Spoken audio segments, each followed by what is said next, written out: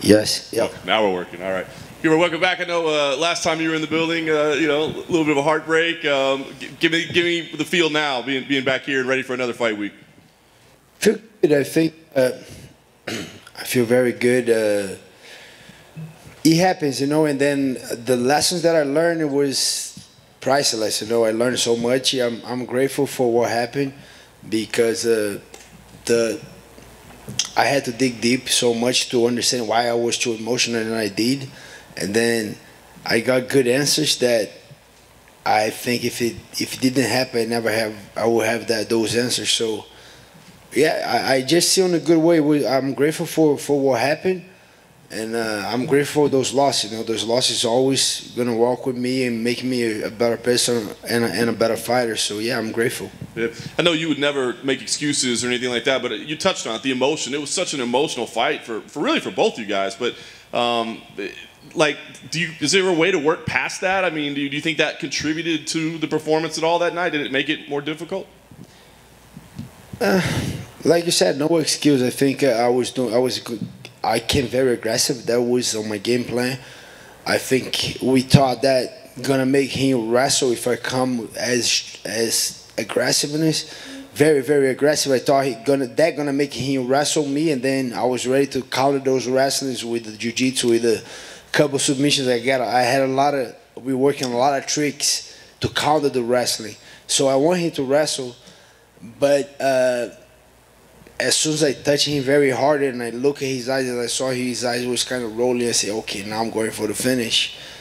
And it didn't went my way. I think for sure the emotional, the way I went too angry, it didn't play as good as I thought. But in the same way, Kamaru is a great champion. He adjusted very well, and I was very impressed with his performance. And yeah, I think I make a lot of mistakes, and he was able to adjust and take the better off my mistakes, and I already move on. You know, it took me a couple of weeks to move on to that, but I already move on, and he's been evolving so much. I think after that he fought a great fight against Jorge Masvidal, and then he shows like how good he is, and I'm here to do the same. You know, I move on, and I'm facing one of the more dangerous striker in the division, and I'm excited about it. I was going to say, I mean, in your return fight, obviously they showed that they still think of you as a top contender by giving you Wonder Boy. What did you think when they gave you that as the matchup? Anyone, you know, if you can't personally, I know they're never going to say that in the media, but if you personally ask Sean Shelby, never turned down a fight, it's not going to be the first time. And to be honest, I talked to Ali, my manager. We sat down, talked to the coach, and the dream's still there, still alive. I still want to be the champion. That's my main goal. And we see how many fights I should have to get a title shot. But that is a question that no one can answer. It should nowadays all about a performance. You know, if you go out there, we see couple guys, 10-fight win streak, 7-fight win streak, they don't get a title shot. Why? Because of the performance, it didn't make a good case. So, and then I say I want to get the title again. You know, I want to get to the title shot. I want to win that title. That's my main goal. And then, okay, let's get the top guys in the division. And then I asked for the number 1. He said no. I asked number 3. They say no. So who's next? Number 4, 5. And then that's how we break down the fight. And they offered me a Wonder Boy, and I say yes right away. And there's the fight to make, and I think stylistically too, is a great matchup. And me and Wonder Boy, we're on the same path. We fought for the title. We both get a little taste of that title, but we still want to be the champion. So yeah, that's a great fight. Nice. Last thing for me, you talk about stylistically what he brings to the table. Is preparing for him maybe more difficult than anybody else in the division because his style is so unique? Yeah, was very.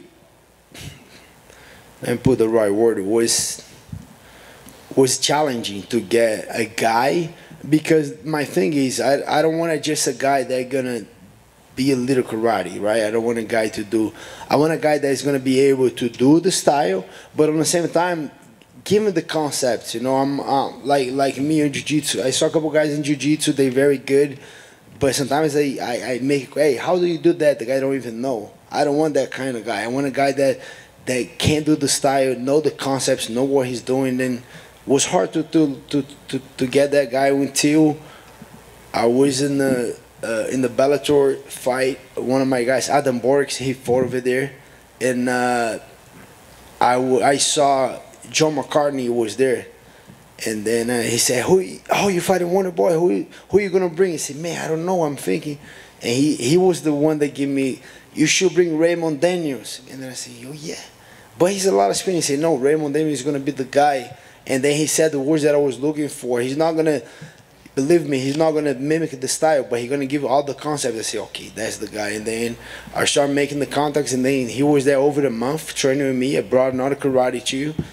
And that was the challenging, find the right guy, and thank God I find Raymond Daniels. He was the guy to help me getting prepared for this fight. And we put hours and hours in work, twice a day, every day was me and Raymond drilling, training, sparring, freaking danger spar with that guy. And I think he got me ready for this fight for sure. All my teammates the same for MMA. But yeah, that was the challenging thing on that preparation. We're right here on the outside.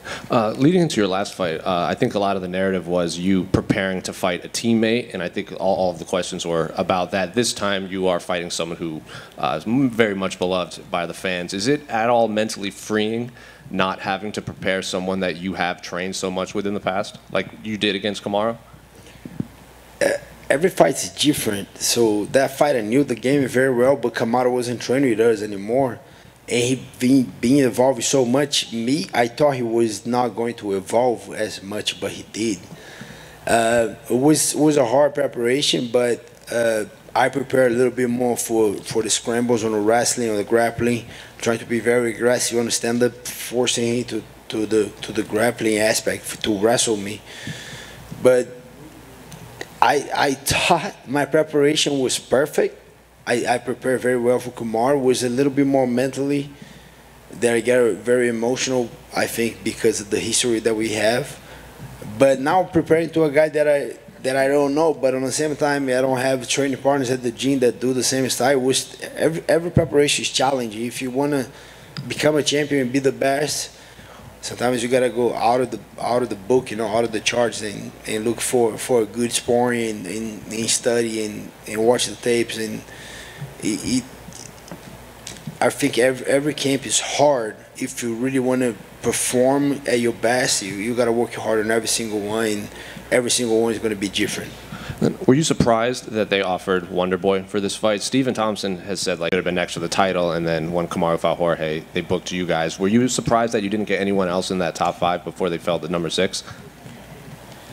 As soon as I lost the title shot, I know it's going to be, to be honest, the first title shot I don't think is as hard, but the second title shot is harder, So I know I had a long way, so I was taking everyone in the top 5. If one of the top 5 was available, I was looking for number 6, 7, 8. Can you guys hear me? Oh, I won the Kobe fight so much. That was the fight that I wanted, but a lot of things changed, and now he's fighting for the title. So I was into the next one. The next one was Wonder Boy. I was in. Yeah, as soon as they offered, I said yes, and we got it. Gilbert over here. Gilbert, last year you made the decision, you could have stayed busy, but you said you were going to wait. You knew you had the #1 contender spot, so you waited for Kamaru. Leon Edwards, he's on a great run, but it seems like he might be stuck. Will Kamaru pick Colby? Will he go another direction? In your opinion, what should he do? Do you feel like he should wait for a title shot maybe, or do you think stay busy? I don't know. He does whatever he wants. I think, to be honest, I was cheering for him. I want him to finish Nate Diaz and get a title shot. So then I will fight Colby. That was what I wanted. But as soon as he won on a decision that I know was in a big case, I knew Colby was going to fight next, and I don't know. I don't know what he should do. He got to talk to his manager and make a good decision. But I think if you're staying busy, if you're fighting, the fans are behind you, the media and everything. I don't know. If it was me, I don't know. It's hard to say because he's not the next. Next is Colby. So I don't know. It's a tough position, you know. But I think if you're young, if you're in your prime, I think he should be fighting, you know. But I don't know what he's gonna do. I don't know what his plans. I don't know. I know you're focused on Steven, but do you feel like if you get a victory on Saturday that Leon might be somebody you would want to be matched up with? Maybe, yeah. Maybe, yeah. I don't know. I think, first of all, I'm just focused on that guy. He's a very tough opponent, and I'm not looking past to him, so I have no idea who I'm fighting after that fight. So we focus on that fight first, and after that we'll see. But like I said, I'm not gonna say no. If they offer me Leo or anyone that they offer me, for sure, if he's on the top 5, top 8, it makes sense, I will fight. I would say no if they offer me freaking, you know, I don't know, João Hernandez, I say, or I'm gonna fight that guy, you know. But for sure, if it's the guy that makes sense, I'm gonna fight. Thank you. Yeah. Gilbert, to your left over here. How beneficial has it been for you getting to work at the Institute of Human Performance? Yeah, man, the Institute of Human Performance, IAGP, they put in my cardio on a different level. I always thought I was great on cardio, great physically, especially at 55.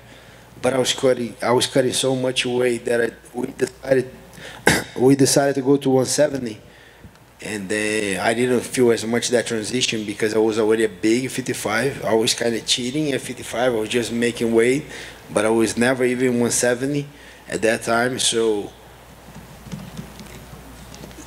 they helped me so much going up in the division. And then after I let the UFC know, UFC very quickly asked me for short notice. I took it. So yeah, they've been a great part of my preparation, on my camp, on my career. I think we're working over, I would say 4 years. I think that we've been working together. They're doing an amazing job, and yeah, they've been a great team, helping me out to get better. Yeah. And you know, just speaking of your cardio right there, after seeing Nate and Leon fight in a non-title, non-co-main, 5-rounder, were you kind of hoping to maybe have that with Steven here? Yeah, every time I want to do 5 rounds. I don't want to do 3 rounds anymore. But it was a huge opportunity to be co-main event on Conor McGregor and with the fans, open arena. So yeah, I'd say yes. But I would like to fight 5 rounds every time. Even if you, I don't know, I think even if you rank it, you gotta do 5 rounds. If you think, on becoming a champion, you gotta do 5 rounds, and then not just main event. I don't know. I think for sure we gotta get compensated for that. But yeah, I would like to do 5 rounds again. And you mentioned the fans right there. How exciting is that for you to get this full crowd back? Yeah, super excited. Family's gonna be in town, a lot of friends, and I never fought in Conor McGregor card. I watched a couple of his fights live, and yeah, I'm excited to the loud arena. Best of luck, Gilbert. Thank you. Thank you. Gilbert, you mentioned Conor McGregor in the main event. How do you actually see it playing out, this third fight between the two? I don't know. It's gonna be a tough one. The question is even is the same question when I was training with Vitor Belfort in the beginning. Which Vitor is gonna show up? That was the question, right? When Vitor was fighting, and that's the same question with Conor. Which Conor gonna show up? That's the question, but I don't know. I like both guys. I'm Brazilian, live in Florida. Dustin Poirier right there. I like Dustin's style a lot. I like Conor too. People hate a lot on Conor, but I like the way he fights. I don't know. It's going to be a good one. I'm going to be watching. Gilbert, over here on your left. I got to ask you, Nate Diaz has some comments on your performances against Hooker and Usman, even going as far to call you an amateur. Is that still a fight that interests you? For sure. Easy fight, easy money. For sure, I will fight Nate any day of the week. And not on my plans right now. I don't think he deserves to fight me right now. I'm number 2 in the world right now. But he's a big fight. He brings a lot of eyes, a lot of fans. Why not? And he just come from 2 losses, and then the 2 losses that they have, those 2 guys lost to the guy that beat me. Those 2 losses, who was the Masvidal and Leon Edwards, Kamaru beat both, and then I lost to Kamaru. So it's not much he can say about it. I kind of try to keep a respect to all these OG guys in the UFC, but at the end of the day, you guys got so many losses that I'll fight him for sure, but I'm not chasing that fight, you know, chasing the belt. And last one from me. It seems like a lot of people online are speculating that your path to victory is by way of your grappling. As someone who's proven to be an elite striker, do you have a preference of where this fight takes place, whether that be on the feet or on the ground? Against Wonder Boy, yeah, for sure. I think the path to win is to get close to him, you know, and that's a hard thing to do already.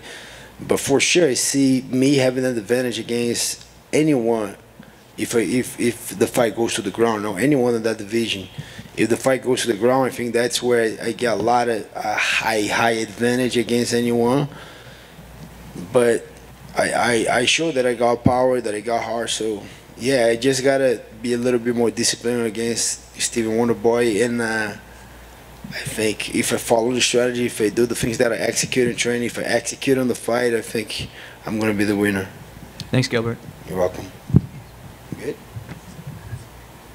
Yeah, thank you guys. Yeah. One more? Yeah. Gilbert, I got a question for you on the.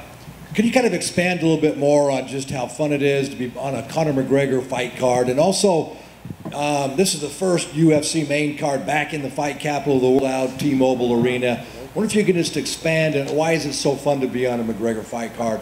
What's the impressions of being back in here with a full house in the fight capital of the world in Vegas?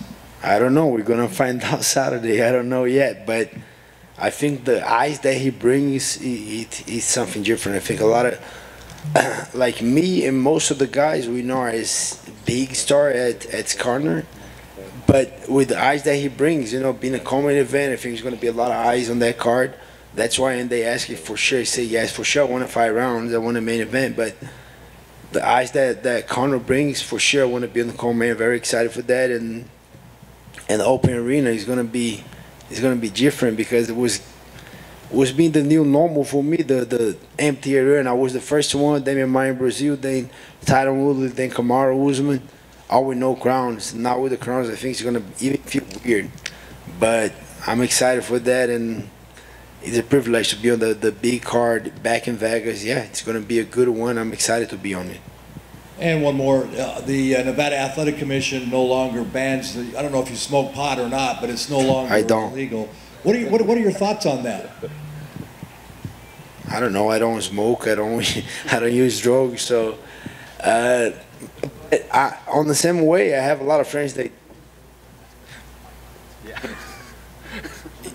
You adult, you do whatever you want to do. I'm not here to judge, but what did the commission do? They allow now, they don't allow. What was the question again? Yeah, it's no longer a banned substance. That's okay. That's not gonna make no difference for me, but I don't know. If I think it's a good thing for the guys who smoke, but nothing against. I don't know. You do whatever you want. You know. Yeah. Thank you guys.